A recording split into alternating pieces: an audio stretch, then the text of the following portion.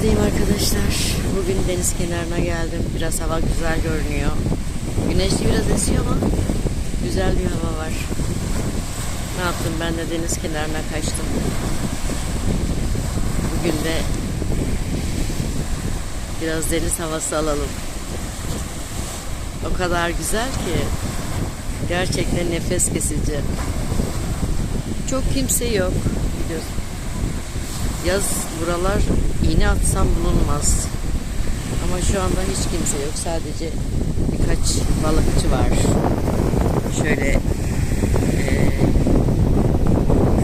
avlamaya gelenler var.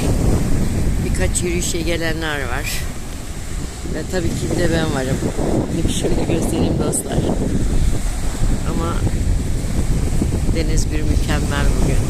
O kadar güzel ki.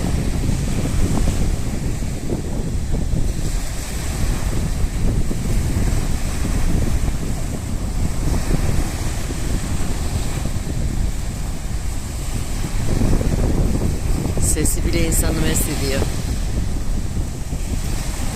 Hemen şöyle tepemizde güneş.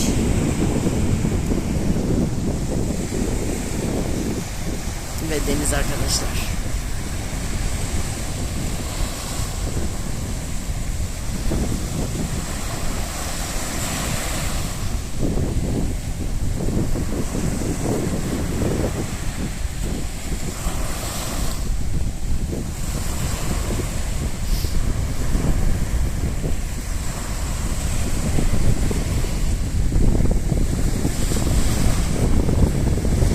Bazen çok hırçınlaşıyor.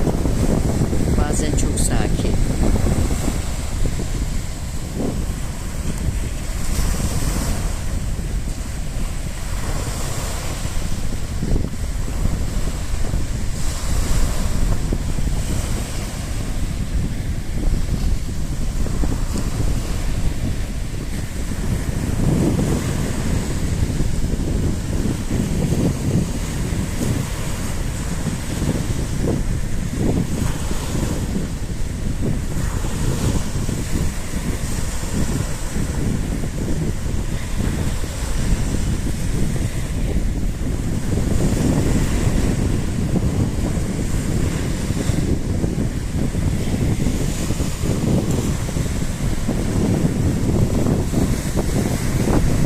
Biraz da yaklaşmak istiyorum ama malum ıslanırsam buz gibi hava.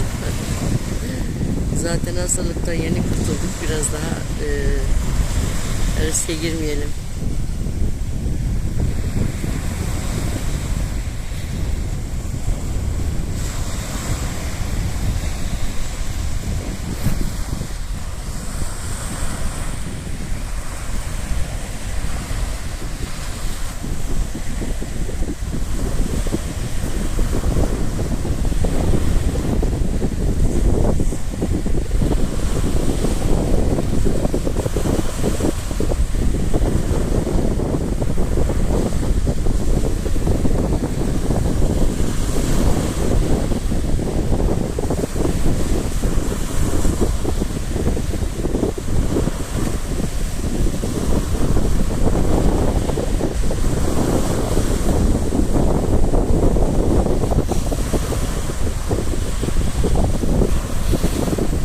Rüzgar da çıktı bu arada.